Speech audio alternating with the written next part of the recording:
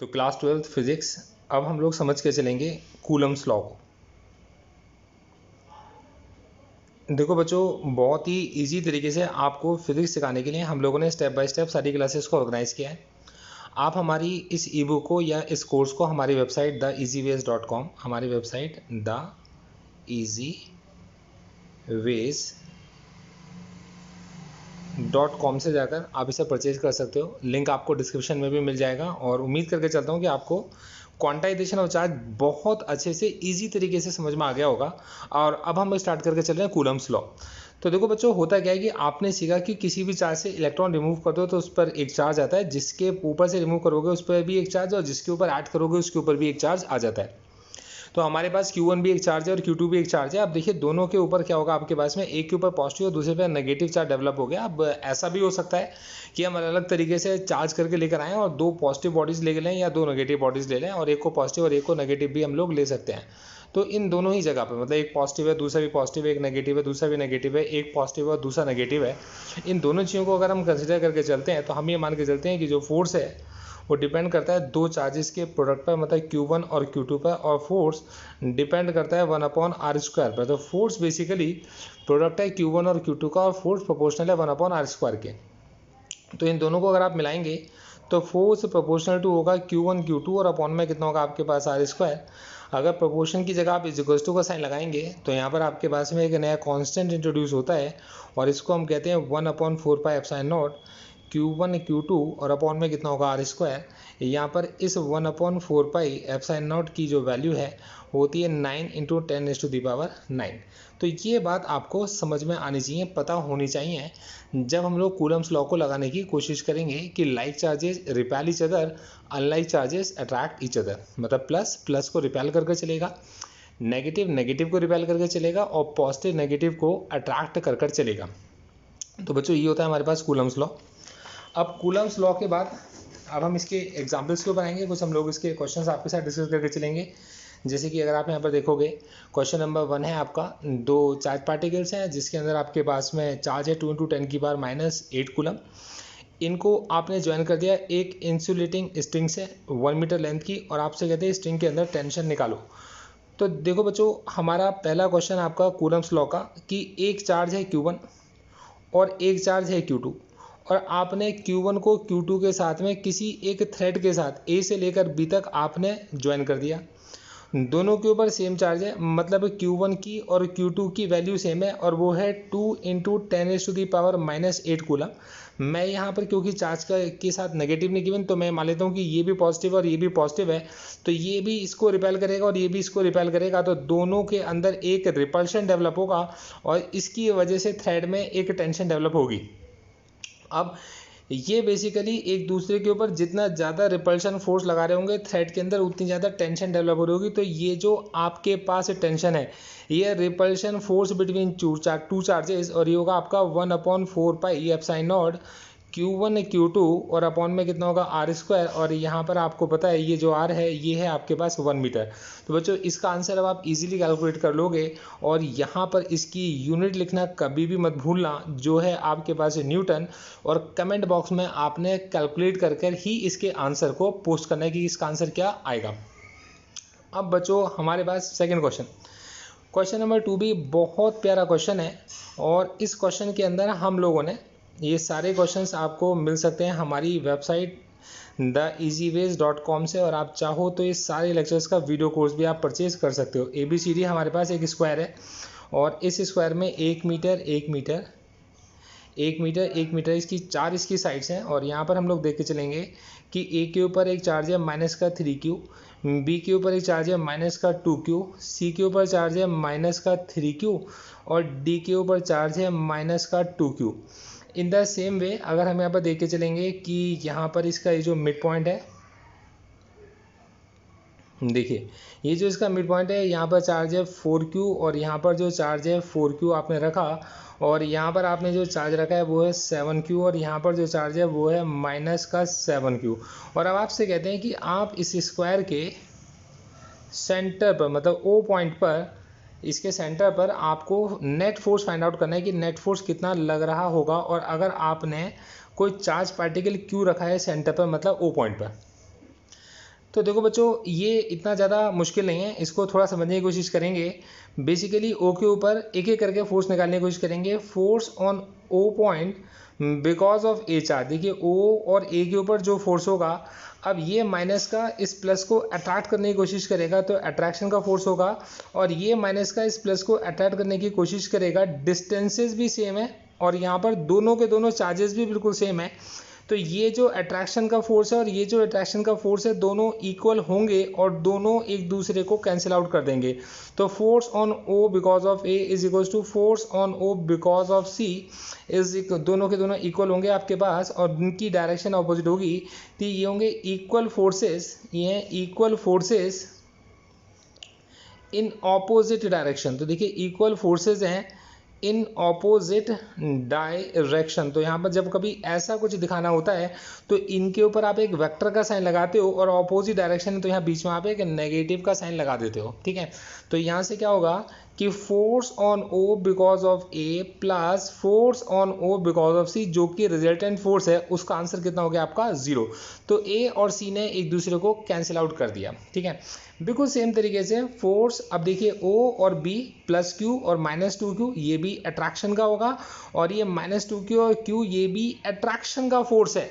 तो यहाँ हम लोग देखते हैं कि O और B के बीच में, तो force on A because of B is same as force on O because of D, और दोनों के ऊपर वेक्टर और साइन कैसा आपके इसमें नेगेटिव।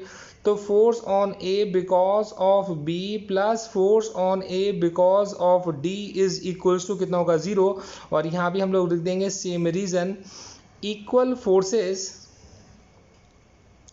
इन ऑपोजिट डायरेक्शन। तो ये इक्वल फोर्सेस हैं और इनकी डायरेक्शन भी कैसी है आपके पास, ऑपोजिट है। तो ये हमारा दूसरा कॉन्सेप्ट हो गया। अब इन द सेम वे अगर हम यहाँ पर देख के चलेंगे तो ये प्लस का 4q इस q को रिपेल करेगा और ये प्लस का 4q इस q को रिपेल करेगा। तो फोर्स ऑन ए, अब देखिए इसका मैं नाम रख देता हूँ, ए बी सी डी थे तो इसका नाम रख देते हैं हम लोग ई एफ जी एच। तो यहाँ हम देखेंगे कि force on O because of G is same as force on O because of H, और डायरेक्शन कैसी है इसकी, ऑपोजिट है। तो force on O because of G plus force on O because of H, और नेट आंसर इसका भी 0 निकल कर आएगा। तो हम यहाँ देखते हैं आपके पास में कि B ने D को कैंसिल कर दिया, ए ने सी को कैंसिल कर दिया और आपके पास में जी ने एच को कैंसिल कर दिया। अब देखिए जनरली क्या होता है कि बच्चे इसके अंदर गलती करते हैं और ये मान लेते हैं कि दूसरा वाला भी ऐसे ही करेगा, लेकिन यहाँ पर टीचर ने क्या कहते हैं जानबूझकर इस चीज़ को ऐसे रखा होता है कि देखिए अगर आप यहाँ ई को और अगर आप एफ को देखेंगे तो ये पॉजिटिव इस ओ को रिपेल करेगा, ये पॉजिटिव इस पॉजिटिव को रिपेल करेगा और ये नेगेटिव इस पॉजिटिव को अट्रैक्ट कर लेगा।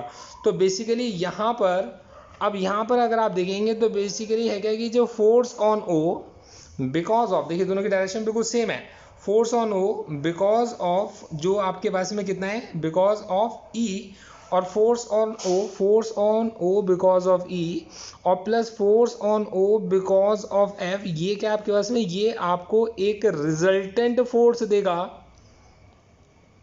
ये रिजल्टेंट फोर्स देगा और किस डायरेक्शन में देगा, टूवर्ड्स एफ, टूवर्ड्स। अब कैसे O से लेकर F तक आपको देगा, मतलब O से F की तरफ आपको एक रिजल्टेंट फोर्स मिलेगा। तो यहाँ इस केस में मेरा जो रिजल्टेंट फोर्स है वो है 1/4πε0, और मैं यहाँ पर आपके सामने फिगर रख लेता हूँ कि यहाँ पर है मेरे पास 7q और q और बीच का डिस्टेंस है 0.5 मीटर का होल स्क्वायर इन न्यूटन, और प्लस में अगला वाला भी है 1/4πε0 7q और q और अपॉन में 0.5 का होल स्क्वायर। तो यहाँ पर 9 × 10⁹ इन दोनों में से कॉमन निकलाएगा, 0.5 का होल स्क्वायर भी कॉमन निकलाएगा और क्यू स्क्वायर भी कॉमन निकलाएगा। देखिए क्यू स्क्वायर और क्यू स्क्वायर भी कॉमन निकलाएगा और ये 7 + 7 ब्रैकेट में बचे रह जाएंगे जो बना देंगे आपके पास 14। तो बच्चों ये आंसर न्यूटन में निकल कर आया और ये बहुत ज़्यादा आसान रहा, इतना कॉम्प्लिकेटेड नहीं है, लेकिन इसमें गलती होने के चांसेस ज़्यादा होते हैं, इसीलिए हम लोगों ने इस क्वेश्चन को खास तौर से आप लोगों के लिए उठाया है। अब देखिए क्वेश्चन नंबर 2 के बाद क्वेश्चन नंबर 3 पे आएंगे। क्वेश्चन नंबर 3 है, हमसे कहते हैं force between two alpha particles at a distance of, देखिए आपसे कहते हैं दो अल्फा पार्टिकल्स हैं, एक है Q1 और Q2, तो उनके बीच में फोर्स होता है मतलब 3.2 10⁻⁻19 कूलम का उनके बीच में चार्ज होता है। और यहाँ जो डिस्टेंस है 3.2 इंटू 10⁻⁻15 मीटर, ये आपके पास में डिस्टेंस है। तो इन अल्फा पार्टिकल्स के बीच में फोर्स होगा 1/4πε0 Q1 Q2 और अपॉन में कितना होगा आपके पास R²। तो देखिए बेसिकली क्वेश्चन क्या आता है कि दो अल्फा पार्टिकल्स के बीच में फोर्स बताओ। तो आप ये बात बहुत अच्छे से जानते हो कि दोनों अल्फा पार्टिकल्स के ऊपर चार्ज बिल्कुल सेम होगा और चार्ज पॉजिटिव है। तो यहाँ हम लोग लिखेंगे कि ये जो फोर्स है रिपल्शन का फोर्स है और इसकी यूनिट जरूर लिखिएगा, वो है आपके पास न्यूटन। ठीक है, तो आप चाहो तो ऐसे लिख सकते हो या आप लास्ट में लिख सकते हो, जो भी आंसर आपका निकल कर आएगा उसके बाद आपने न्यूटन लिख दिया, बहुत इंपॉर्टेंट है। देखो बच्चों, अब मैं आपके पास लेके चलूँगा question number 4, again very important question. देखो बच्चों, मैं एक भी क्वेश्चन आपके साथ ऐसा डिस्कस नहीं करके चलता जिस क्वेश्चन के अंदर इस क्वेश्चन को करने के बाद आपके माइंड का लेवल या आपके कॉन्शियसनेस का लेवल ऊपर ना उठता हो। देखो क्वेश्चन नंबर 4 समझना, दो पॉजिटिव इक्वल चार्ज स्फीयर्स हैं, एक्सपीरियंस कर दो पॉजिटिव आपके से इक्वल चार्ज स्फीयर, मतलब Q1 और Q2 का चार्ज बिल्कुल सेम है और इक्वल चार्ज है, पॉजिटिव लिखा है तो आप ये लिखेंगे दोनों के ऊपर चार्ज कैसे है, पॉजिटिव है। तो आपने कहा पॉजिटिव चार्ज स्फीयर्स है, दोनों पे चार्ज सेम है, तो मैं इसको Q लिख देता हूँ। वो आपस में फोर्स एक्सपीरियंस करते हैं 3.7 10⁻⁻⁹ कूलम न्यूटन का फोर्स एक्सपीरियंस करते हैं, बिल्कुल ठीक है। और उनके बीच का डिस्टेंस है 5 एंगस्ट्रॉम, तो आर है आपके इसमें 5 इंटू 10⁻⁻10 मीटर आपके पास में आर निकल कर आ गया। कितने इलेक्ट्रॉन्स इसमें मिसिंग है आपसे पूछा गया। तो बड़ा सिंपल सा तरीका है, मैं फोर्स का फॉर्मूला लगाऊंगा 1/4πε0, पहला वाला Q, अगला वाला Q और अपॉन में कितना आपके पास R²। बहुत सिंपल से तरीके से, मुझे कुछ नहीं करना फालतू। यहाँ पर देखिए मैं इसके साथ ही करके दिखाता हूँ। ये मेरे पास है 3.7 10⁻⁻9 और इज इक्वल्स टू 9 इंटू 10⁻⁹ और यहाँ पर क्या है Q का स्क्वायर और अपॉन में कितना आपके इसमें R²। ठीक है, हमारा आपको पता है 5 इंटू 10⁻⁻10 है। अगर मैं सारे स्क्वायर हटा देता हूँ तो यहाँ पर मेरे पास क्या बचेगा, रूट के अंदर 3.7 10⁻⁻9, ठीक है जी, इज इक्वल्स टू यहाँ से आपके इसमें क्या होगा 9 का स्क्वायर रूट 3 होता है और यहाँ पर रूट के अंदर 10⁻+9 बचा रह गया, जिसको हम बाद में यूटिलाइज कर लेंगे। यहाँ से Q² का Q हट गया और R² का R हट गया। तो यहाँ पर हमने क्या करा है, स्क्वायर रूटिंग की है। तो स्क्वायर रूटिंग की है हम लोगों ने, स्क्वायर रूट करने से क्या होगा, सब में हमने स्क्वायर रूट लगा दिया है। अब अगर आप इसे आगे और सिंप्लीफाई करना चाहते हो तो ये बेसिकली रूट के अंदर 3.7 और ये हो गया रूट के अंदर 10⁻9 और ये होगा आपके इसमें 3 इंटू रूट के अंदर 10⁻9 Q और अपॉन में एक आपके पास आ रहा है, ये मल्टीप्लाई होगा तो वापस एक 10⁻9 बन जाएगा। और अब आप इस क्वेश्चन को चाहो तो ईजिली सॉल्व कर सकते हो और आंसर आप लोग कमेंट बॉक्स में पोस्ट करोगे। देखो बच्चों, फोर्थ के बाद मैं आपको लेकर आता हूँ क्वेश्चन नंबर 5 पर। Two small spheres each of mass m kilogram and charge Q coulomb are suspended from a point by insulating thread length L metre each if theta is the angle, जो strings बनाते हैं। बहुत simple सा logic है, समझ के चलिएगा। Basically क्या करा इन्होंने, एक चार्ज स्फीयर को एक थ्रेड के साथ और उसी के साथ सेम चार्ज स्फीयर को एक और थ्रेड के साथ लगा दिया। तो दोनों के ऊपर सेम चार्ज है, इस पर भी +Q इस पर भी +Q और ये दोनों एक दूसरे को रिपेल करते हैं। इस रिपल्शन की वजह से ये दोनों एक दूसरे से दूर जाते हैं और इनके बीच में एक सेमी वर्टिकल एंगल बनता है, कितना आपके इसमें थीटा। मैं एक बार चेक करता हूँ, each string makes with the vertical, मतलब each string makes with the vertical, each string makes with the vertical angle theta या सेमी वर्टिकल एंगल भी मैं इसको बोल सकता हूँ। और यहाँ हमसे कहते हैं कि हर एक थ्रेड की जो लेंथ है वो कितनी है, L है, और ये मेरे पास O पॉइंट है और ये मेरे पास A पॉइंट है और ये मेरे पास B पॉइंट है और हमने A को B से ज्वाइन कर दिया और ये जो पॉइंट है हमारे पास M पॉइंट है, ये 90 डिग्री और ये कितना आपके पास 90 डिग्री। बहुत सिंपल सा लॉजिक है। मैं इस डिस्टेंस को अगर आपके इसमें R/2 और इस डिस्टेंस को R/2 लेता हूँ तो बेसिकली होगा क्या कि पूरा दोनों के बीच का डिस्टेंस कितना होगा, A और B के बीच का R बन जाएगा। मतलब पूरा डिस्टेंस R है तो आधा आधा डिस्टेंस हमने डिस्ट्रीब्यूट कर दिया। अब हमें ये बताना है कि इसके अंदर टू शो करना है, मतलब इसमें क्या कहा गया है कि भाई आप इसे शो कीजिए कि ये जो Q का स्क्वायर होगा ये 4mgl² साइन स्क्वायर थीटा, बच्चों इसके साथ tan थीटा और 4πε0, जनरली होता क्या है कि हम लोग जब भी कभी फिजिक्स के क्वेश्चन देखते हैं तो हम क्वेश्चन को देखते हैं हमारा दिमाग एकदम से बंद हो जाता है। क्यों? क्योंकि हम ये सोचते हैं इसमें फार्मूला क्या लगेगा। अब मैं जो आपको लॉजिक सिखा कर चलता हूँ कि आप फार्मूले के पीछे मत जाओ, मतलब आप ये कभी भी मत सोचो कि इसमें फार्मूला क्या लगेगा। मेरी बात का आप यकीन मानो, आप कभी भी ये मत सोचो कि इस क्वेश्चन के अंदर क्या फार्मूला लग सकता है। इस क्वेश्चन के बारे में जितनी इन्फॉर्मेशन हो सकती है ना, आप बस उतनी इन्फॉर्मेशन इसके अंदर नोट डाउन कर लो। आप सिर्फ इन्फॉर्मेशन को लिखो और आप देखो कि क्वेश्चन के सारे आंसर्स आपसे खुद ब खुद निकलने शुरू हो जाएंगे। कैसे, समझाता हूँ। देखो बच्चों, ये ए पॉइंट पे चार्ज इस बी पॉइंट के चार्ज को रिपेल करेगा, ऑब्वियसली बात है फोर्स एफ से।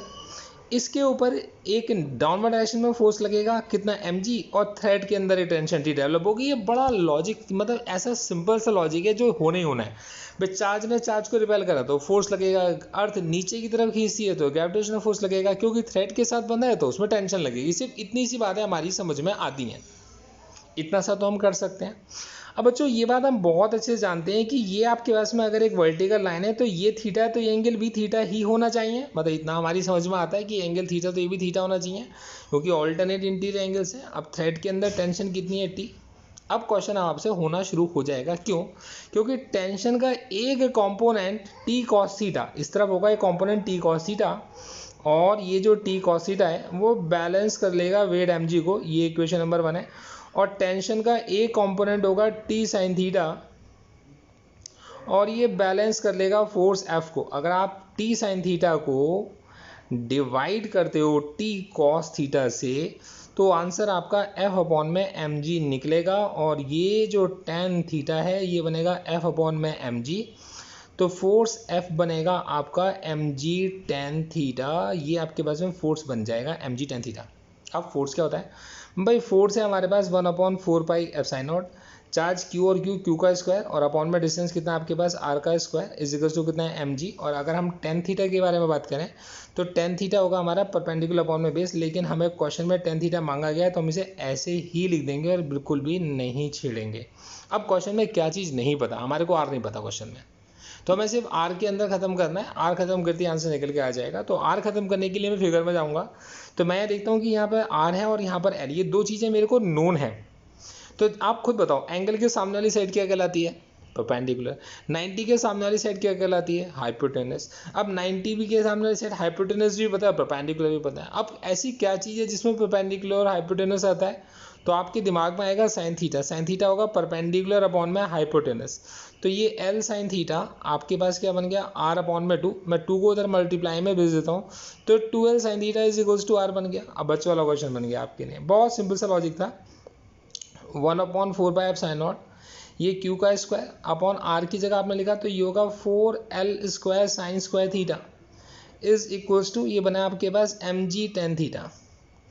तो बच्चों ये Q square is equals to 4mg, देखिए 4mg L square sine square theta tan theta, और उसके मल्टीप्लाई में 4 एप्सिलॉन नॉट। प्यारे बच्चों यही तो सॉल्व करना था। कितना इजीली आंसर निकल कर आ गया। बच्चों बार बार कहता हूँ, ये फिजिक्स एक ऐसी चीज़ है जो आपको लाइफ में हर चीज़ के अंदर काम आएगी। आपका दिमाग इतना डेवलप कर देती है कि आप डिफ़िकल्ट से डिफ़िकल्ट चीज़ों में जाओगे, वो आपको आसान लगनी शुरू हो जाएंगी, और आप हर चीज़ का एक तरीका निकालना शुरू कर दोगे। एक एटीट्यूड फिजिक्स डेवलप करती है। हम इसलिए फिजिक्स नहीं पढ़ते कि इस फिजिक्स को पढ़ने के बाद हमें एक अच्छा इंजीनियर बनना है। हम इसलिए फिजिक्स को नहीं पढ़ते कि इस फिजिक्स को पढ़ने के बाद हमारे को एक बहुत अच्छा डॉक्टर बनना है, या इस फिजिक्स को बनने के बाद मुझे किसी जगह पर पीएचडी करनी है या कुछ करना है। मैं आपसे सिर्फ ये कहना चाहता हूँ, फिजिक्स हमारे दिमाग के उस पोर्शन को ट्रिगर करती है जो डिफ़िकल्ट सिचुएशंस के अंदर जाकर, क्योंकि फिजिक्स की अगर आप कोई भी प्रॉब्लम लोगे तो वो प्रॉब्लम अपने आप में एक चैलेंज होती है। फिजिक्स के अंदर कभी ऐसे क्वेश्चंस नहीं आते कि भैया फॉर्मूला लगाओ और आंसर निकालो। ऐसे क्वेश्चंस अगर आप करोगे तो मुझे नहीं लगता कि आप फिजिक्स को सही से समझ पा रहे हो। फिजिक्स हर जगह पर आपके माइंड की क्रिएटिविटी को ट्रिगर करती है। देखो बच्चों, ऐसे क्वेश्चन मैं कराने की कोशिश कर रहा हूँ। अब क्वेश्चन नंबर 6 जो है ये आपको खुद करना है, क्योंकि इसके अंदर इस बार हमने क्या कर दिया, आपको आर की डिस्टेंस, सेम क्वेश्चन है और इसके अंदर आर की वैल्यू दे दी आपको 50 सेंटीमीटर, मतलब 50 × 10⁻² मीटर, और इक्वली चार्ज स्फीयर्स हैं आपके पास में, तो उनके बीच में क्यू आपके पास में हमने दे दिया। आपके पास नहीं, सॉरी, ये थ्रेड की लेंथ है, तो थ्रेड की हमने आपको लेंथ दे दी है और यहाँ पर एक आपको आर दे दिया है। आर है इनके बीच का 20 सेंटीमीटर, मतलब 20 × 10⁻² मीटर। और अब आपसे पूछा गया है कि आप यहाँ पर क्यू की वैल्यू निकालो। पीछे वाले क्वेश्चन, जैसे क्वेश्चन नंबर 5 था, उसी क्वेश्चन के अंदर अगर आपको वैल्यूज़ गिवन हो तो आप इस क्वेश्चन का आंसर क्या निकालोगे, तो वो आंसर आपने निकाल कर दिखाना है। और जी की जगह पर आपको बताया गया है कि आपने यूज़ करना है 9.8 मीटर/सेकंड स्क्वायर। तो बच्चों ईजी लगा होगा आपको। अब क्वेश्चन नंबर 6 के बाद हम आते हैं क्वेश्चन नंबर 7 पर। देखिए क्वेश्चन नंबर 7 क्या कहता है, दो चार्ज स्फीयर्स हैं, एक के ऊपर Q1 और एक के ऊपर Q2। अब देखिए क्वेश्चन बहुत इंपॉर्टेंट है। एक चार्ज है Q1 और एक चार्ज है Q2। अब आप क्या करते हो, आपने Q1 मतलब देखिए A है और ये आपके इसमें B है। आपने A से किसी चार्ज को रिमूव किया और आपने उस चार्ज को B के ऊपर ऐड कर दिया। अब आपसे कहते हैं कि मैक्सिमम फोर्स, अब देखिए जिस चार्ज को रिमूव करा वो dq है। अब आपसे कहते हैं कि बताओ फोर्स मैक्सिमम हो, देखो क्वेश्चन बहुत डिफिकल्ट है, फोर्स मैक्सिमम हो तो फाइंड करो dq कितना होगा। अब देखो क्वेश्चन को पढ़ते बंदे को लगता है कि यार मेरा तो दिमाग इसमें लग ही नहीं सकता, क्योंकि ये क्वेश्चन तो मैं निकाल ही नहीं सकता। अब मैं आपको तरीका बताता हूँ। हमने फिजिक्स को सॉल्व करने का एक ही तरीका बनाया, और वो तरीका क्या है, आप बस क्वेश्चन को लेकर आगे बढ़ो। कोई सॉल्यूशन निकालने की ज़रूरत नहीं है, कोई आंसर निकालने की ज़रूरत नहीं है, कोई फॉर्मूला सोचने की ज़रूरत नहीं है। जो दिमाग में आपके आइडिया आता है उसको लेकर आगे बढ़ो। आपने करा क्या है, आपने Q1 के अंदर से एक चार्ज को रिमूव किया है और उस चार्ज को आपने Q2 पर ऐड कर दिया। तो जब Q1 से आप किसी चार्ज को रिमूव करोगे तो वो नया चार्ज Q1 डैश बन जाएगा, क्योंकि आपने रिमूव किया है इसलिए उसके ऊपर एक पॉजिटिव चार्ज आ जाएगा, प्लस का dq आ जाएगा। ये बात आप जानते हो कि जिसमें से चार्ज आप रिमूव करोगे उसके ऊपर चार्ज आता है पॉजिटिव। अब जिसके ऊपर आपने ऐड किया उसका भी चार्ज चेंज हो गया और उसके अंदर चार्ज आ गया कैसा, नेगेटिव। और थोड़ी सी देर के लिए मैं इस dq को x लेट कर लेता हूँ। बचपन से जानते हैं कि जो चीज़ नहीं पता होती उसको x मान लो। तो मेरे हिसाब से ये जो Q1 डैश है वो बन जाएगा Q1 + x, और ये जो Q2 डैश है ये बन जाएगा Q2 माइनस में x बन जाएगा, बस और कुछ नहीं पता मेरे को इसके अलावा। ठीक है। अब देखो बच्चों, मुझसे कहते हैं फोर्स मैक्सिमम है, तो फोर्स का फॉर्मूला लगा देता हूँ। भाई फोर्स का फॉर्मूला होता है 1/4πε0। चार्ज Q1 है Q1 डैश, चार्ज Q2 है Q2 डैश, और अपॉन में कितना आर का स्क्वायर, डिस्टेंस तो चेंज हो नहीं था। ये भी कांस्टेंट ये भी कांस्टेंट, Q1 किया है Q1 डैश और Q2 की जगह Q2 डैश। आगे थोड़ा बढ़ जाते हैं 1/4πε0, और यहाँ लिख देते हैं हम लोग Q1 में x को प्लस किया और यहाँ Q2 में से x को माइनस किया और अपॉन में आर का स्क्वायर। इतना तो कर सकते हैं। अब आगे हमेशा के लिए एक सीधा सीधा अपने दिमाग के अंदर ये चीज़ आप डाल लो कि जब भी कभी किसी चीज़ को मैक्सिमाइज या मिनिमाइज कहा जाए तो आपसे कहा गया है कि फोर्स को आपने अगर मैक्सिमाइज करना है या मिनिमाइज करना है तो उस केस में इसी फोर्स को इस एक्स के रिस्पेक्ट में डिफरेंशिएट करके 0 के इक्वल पुट कर दो, बस इसके अलावा कुछ नहीं करना होता। मतलब आपने इसको डिफरेंशिएट करना है और 0 के इक्वल पुट कर देना है। अब डिफरेंशिएट करना भी इतना मुश्किल काम नहीं है भाई। आपका ये 1/4πε0 ऐसे ही लिखा रहेगा, 1/r² भी ऐसे लिखा रहेगा, ब्रैकेट में बंद कर दो। ये दो ब्रैकेट्स मल्टीप्लाई हो रही हैं। अब इनका डिफरेंशिएशन करेंगे, कैसे करेंगे, बहुत सिंपल सा तरीका। एक्स का डिफरेंशिएशन 1 होता है, बस याद रखो। ये Q1 + x, पहले आपने इसको रोका, जब दो चीज़ें मल्टीप्लाई में होती हैं तो प्रोडक्ट रूल लगता है। तरीका क्या होता है, आपने पहले वाले को लिखा और दूसरे वाले का डिफरेंशिएशन। अब जिसके अंदर x नहीं है उसका डिफरेंशिएशन 0, x का डिफरेंशिएशन कितना होता है 1, वहाँ -x है तो -1 हो गया, फिर प्लस का साइन लगाया। अब आपने दूसरे वाले को रोका, Q2 - x को रोका। अब आपने Q1 का डिफरेंशिएशन करा, कितना होगा 0, और x का डिफरेंशिएशन आपको पता है कितना होता है 1, और आंसर कितना है 0 के इक्वल, = 0 ऐसे ही लिखा हुआ था, आपने कुछ भी नहीं करा। जो भी चीज़ ब्रैकेट के मल्टीप्लाई में होती है वो 0 के डिवाइड में चली जाएगी, 0 बन जाएगी। तो यहाँ पर क्या होगा आपके पास माइनस का Q1 और माइनस का x, और यहाँ हो गया प्लस का Q2 और माइनस का x = 0, इम्प्लाइज दैट ये होगा आपके पास में Q2 - Q1। ध्यान दीजिएगा, Q2 - Q1 = कितना बन गया आपके पास में 2x, और x बन जाता है आपका Q2 - Q1 अपॉन में 2। कितने प्यार से आपने वो चार्ज निकाल लिया जिसको आपने रिमूव किया, वो है Q2 - Q1 अपॉन में 2। ये वो चार्ज है जिसको आपने रिमूव किया और आपका फोर्स मैक्सिमम निकल कर आ गया। तो उम्मीद करके चलता हूँ बच्चों ये मेहनत आपको बड़ी पसंद आ रही है, और आप इसके बाद हमारी वेबसाइट को विजिट भी करोगे और हमारे कोर्स को परचेज भी करोगे, और समय के साथ साथ आप धीरे धीरे ग्रो भी करोगे। इस वीडियो को लाइक और शेयर करना आपकी रिस्पॉन्सिबिलिटी रही। अब देखो बच्चों, 7th के बाद हम लोग आ गए क्वेश्चन नंबर 8 पर, देखिएगा। अच्छा जी, बस केवल 7 क्वेश्चन हमने इसके अंदर डाले थे और यहाँ आपके पास में फोर्स आपका हो गया पूरी तरह अच्छे से समझ में आ गया होगा आपको, कूलम्स लॉ खत्म। नेक्स्ट क्लास हम लोग लेके चलेंगे इलेक्ट्रिक फील्ड की, वो भी आपको मैं बहुत अच्छे से सिखाऊंगा। तब तक के लिए आप लोगों से ये कहना चाहूँगा कि आप लोग अपना ख्याल रखिए और जो भी क्वेश्चन आपने सिखाए इनको खुद सॉल्व कीजिए और कमेंट बॉक्स में इनके आंसर्स लिखिए। Thank you so much, all the best.